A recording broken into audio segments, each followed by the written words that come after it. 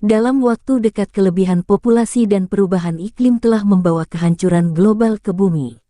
Sebuah organisasi yang dikenal sebagai Inti Ranger Pemersatu, dibentuk untuk mengatur evakuasi planet ini, dan manusia akan menetap di koloni luar angkasa yang disebut Nova Prime.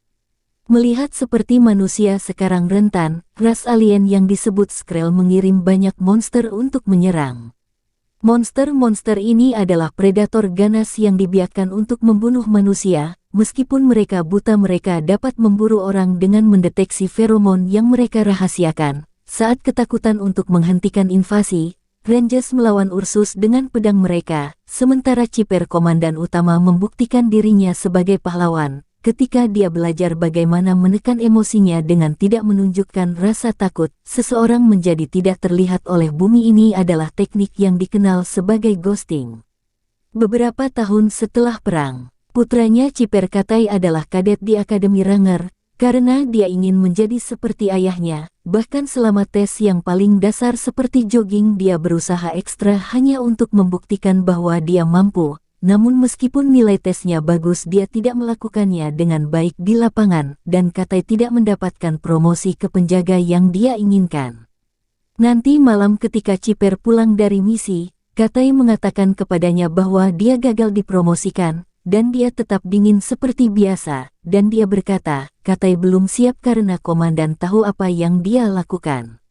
Chipper selalu bersikap dingin terhadap keluarganya, seolah-olah dia tidak tahu cara mematikan mode prajurit, bahkan menyuruh Katai untuk selalu memanggilnya Tuan dan meneriakkan perintah padanya.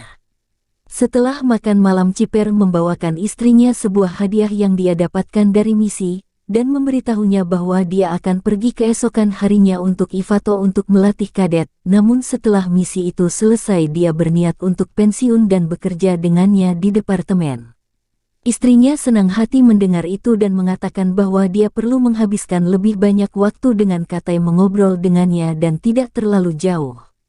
Seorang anak membutuhkan seorang ayah, bukan seorang komandan. Dia pikir Katai memiliki banyak rasa tidak aman karena dia menyalahkan dirinya sendiri atas kematian saudara perempuannya Sensi, dan mencoba untuk terhubung dengannya dengan membaca buku favoritnya Moby Dick. Dengan pemikiran ini, Chipper mendekati Katai dan mengatakan kepadanya bahwa dia akan datang ke Aivedo bersamanya. Beberapa saat kemudian kru bersiap untuk pergi dan Katai memperhatikan seorang ranger dengan kaki yang diamputasi mendekati ayahnya, untuk mengucapkan terima kasih karena telah menyelamatkannya selama perang dengan Ursus. Chipper menganggap itu tidak perlu, tetapi Ranger tetap meminta teman-temannya untuk membantunya berdiri untuk memberi hormat dengan benar sebagai tanda penghormatan kepada pahlawan kemanusiaan. Di tengah perjalanan, Katai mencoba untuk berbicara dengan ayahnya dan mengatakan kepadanya bahwa dia sedang membaca Moby Dick, tetapi Chipper tidak banyak bicara dan membuat jawabannya singkat dan dingin. Kemudian dia memberitahu Katai bahwa dia harus tidur selama sisa perjalanan. Katai berpura-pura patuh, tetapi begitu Chipper tertidur, dia meninggalkan tempat duduknya untuk menjelajahi kapal. Dia menemukan area misterius dengan tanda peringatan, tetapi dia tetap masuk dan Rangers yang menjaga segera memarahinya karena itu. Namun ketika mereka menyadari bahwa dia adalah putra Chipper, mereka mengizinkannya untuk masuk dan melihat kargo mereka ternyata sedang diangkut. Ursa yang akan digunakan untuk mengajari para kadet cara membuat hantu. Ranger menantang Katai untuk menyentuh cangkang Ursa dan menguji kontrol emosinya, tetapi ketika Katai mulai berjalan mendekat, dia mulai mengingat kembali malam saudara perempuannya meninggal. Seorang Ursa telah menyerang rumah mereka dan sejak itu dia meletakkan Katai di dalam wadah kaca untuk mencegah monster menciumnya. Tepat ketika Katai hendak menyentuh cangkangnya, Ursa mencium ketakutannya dan mengaum padanya, mengejutkannya untuk mundur. Sementara Chipper bangun dan merasakan getaran aneh, jadi dia menyalakan alarm di dinding kapal untuk memastikan ada bahaya yang akan datang menuju badai asteroid. Sebelum mereka dapat memperbaiki jalurnya, kapal mulai bergetar saat ditabrak asteroid sehingga mesin rusak. Chipper memerintahkan pilot untuk memasuki wormhole terdekat sehingga mereka dapat melakukan perjalanan ke anchorage yang berbeda. Kapal melintasi wormhole dengan aman dan muncul di dekat bumi, yang menurut undang-undang tidak seorang pun boleh kembali karena bahaya.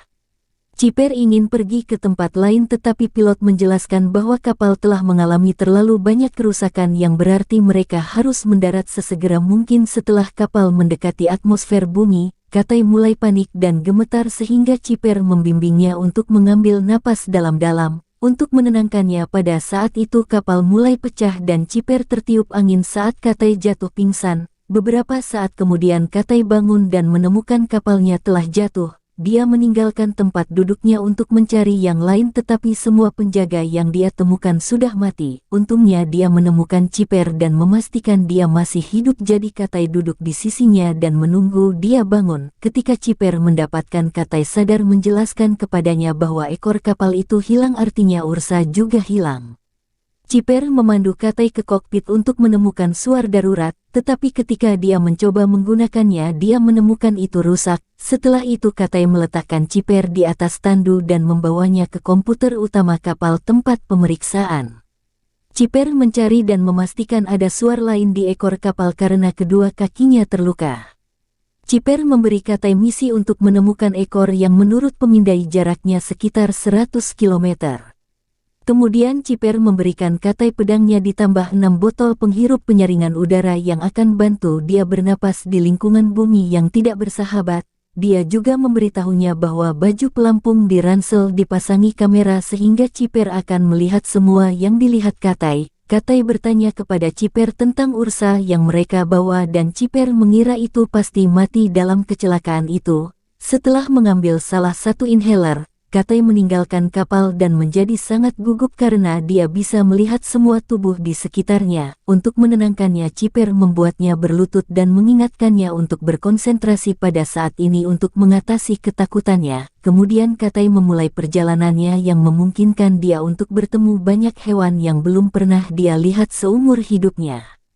Ketika dia memanjat tebing dia dikejutkan oleh seekor laba-laba di tangannya, dan ketika dia mencapai puncak dia melihat burung terbang melintasi langit dan ternak sedang makan rumput, pemandangan yang menakjubkan terutama untuk seseorang yang selalu tinggal di luar angkasa. Pada saat itu Ciper melepaskan sebuah sekelompok probe untuk menemukan Ursa dan dia mengingatkan Katai bahwa suhu sangat turun di malam hari. Untuk bertahan hidup dia harus menemukan salah satu dari banyak titik panas sebelum hari menjadi gelap. Kemudian Ciper memindai lukanya sendiri dan memastikan tulang kakinya patah membuatnya mempertimbangkan untuk mengambil beberapa obat untuk melawan rasa sakit. Namun labelnya memperingatkannya bahwa suntikan itu bisa membuatnya mengantuk dan merusak penglihatannya. Dan ini membuat Ciper mengingatkan saat putrinya memanggilnya selama perang sejak dia menemukan salinan asli Moby Dick, yang merupakan masalah besar karena buku asli tidak ada lagi. Ciper telah bertindak sangat dingin terhadap antusiasmenya dan sekarang dia mulai menyesalinya sehingga dia memutuskan untuk tidak meminum obatnya beberapa saat kemudian.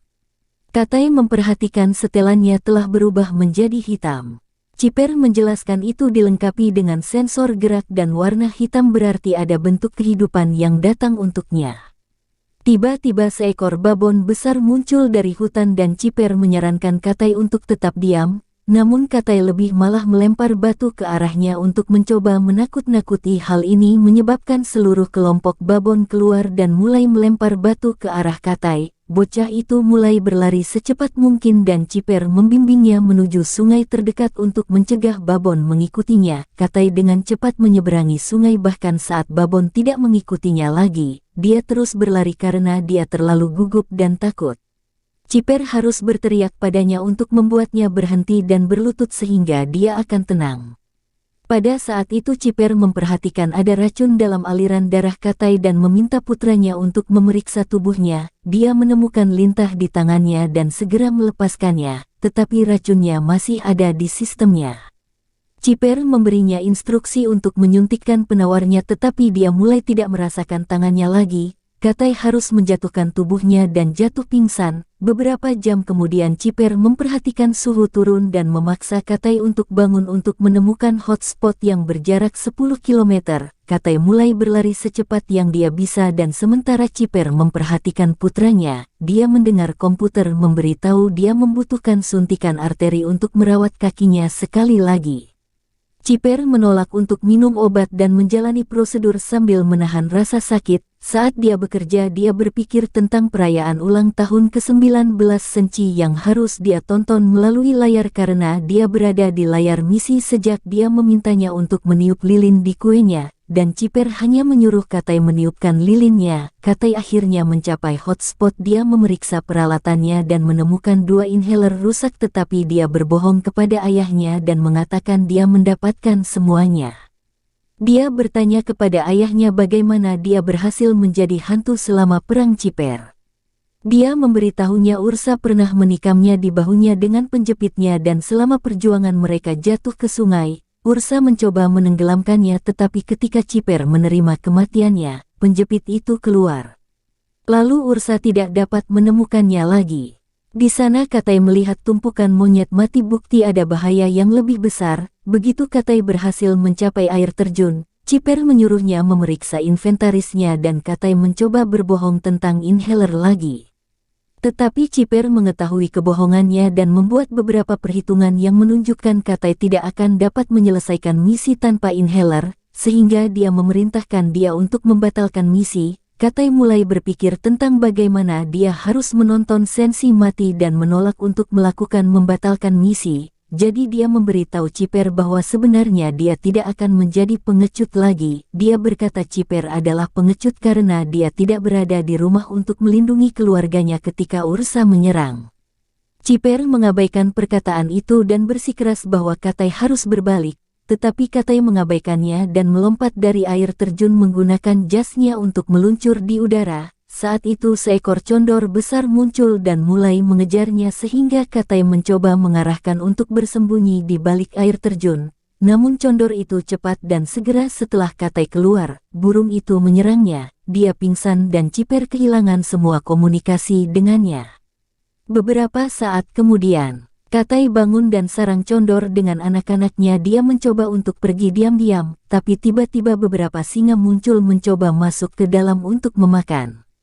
Condor menyerang tapi banyak dari mereka menghindarinya dan terus mencoba masuk. Katai berhasil melempar singa keluar dan condor mengambil yang lain. Tetapi ketika singa ketiga datang dengan Katai tidak punya pilihan selain menggunakan pedangnya. Dia tidak ingin bertarung, jadi dia membuat lubang di tanah untuk membuat singa itu jatuh. Begitu semua singa pergi, Katai meninggalkan sarang dan dia sangat terpukul melihat condor berduka atas kematian semua anaknya. Setelah Katai mencoba menghubungi ayahnya, dia hanya untuk menemukan komunikatornya rusak. Ciper memutuskan untuk merekam pesan untuk istrinya, hanya mengatakan dia kehilangan putra mereka. Sementara Katai terus melakukan perjalanan melalui hutan dan bersembunyi di dalam gua untuk menghindari malam yang dingin. Di dalam dia menemukan gambar yang ditinggalkan oleh manusia gua dan banyak ular berbahaya yang dia hindari. Tepat pada waktunya dia membuat beberapa perhitungan tentang jarak yang dia tinggalkan dalam inventarisnya. Kemungkinannya tidak bagus, tetapi dia tetap harus mencoba. Keesokan paginya, Katai meninggalkan gua dan memperhatikan bahwa condor mengikutinya. Katai mulai melarikan diri dan dia menggunakan yang terakhir dan penghirupnya. Setelah itu Katai membangun rakit kecil untuk berlayar menyusuri sungai. Ketika dia tidur siang untuk beristirahat, dia bermimpi Senci muncul di sampingnya dan dia mencoba memberitahunya bahwa pada hari kematiannya, dia hampir meninggalkan penahanan untuk membantunya karena dia tidak mempercayainya. Tetapi dia tidak keberatan karena dia pikir dia melakukan hal yang benar dengan menyelamatkan dirinya sendiri. Dia juga berpikir Ciper marah pada dirinya sendiri atas apa yang terjadi. Kemudian Katai mencoba membaca Moby Dick untuk membuktikan dia telah membacanya, tetapi dia berteriak padanya untuk membangunkan Katai. Membuka matanya dan menemukan rakit telah mencapai daratan. Suhu mulai turun sehingga Katai bergegas mencari tempat panas, tetapi dia tidak cukup cepat dan jatuh pingsan di tanah saat tanaman di sekitarnya membeku. Katai mengira dia akan mati. Tetapi ketika dia bangun di pagi hari, dia menemukan sesuatu di atasnya yang membuatnya tetap hangat. Ternyata condor yang mati untuk menyelamatkannya sebagai terima kasih telah berjuang untuk anak-anaknya. Setelah berterima kasih kepada makhluk itu, Katai melanjutkan perjalanannya. Semakin sulit untuk bernafas, Tetapi dia menemukan sepotong kapal di tanah menginspirasi dia untuk terus berjalan. Beberapa saat kemudian Katai akhirnya menemukan ekor kapal dan dia segera meletakkan tangannya. Kemudian dia menyelidiki daerah tersebut dan menemukan cangkang Ursa sebagai tempat terbuka yang mengkonfirmasi monster yang tertinggal. Di kapal Chipper sedang bermimpi tentang Katai kecil yang menyerahkan pedangnya sendiri. Dia tiba-tiba terbangun oleh suara Katai karena dia menemukan komunikator di suar di ekor kapal.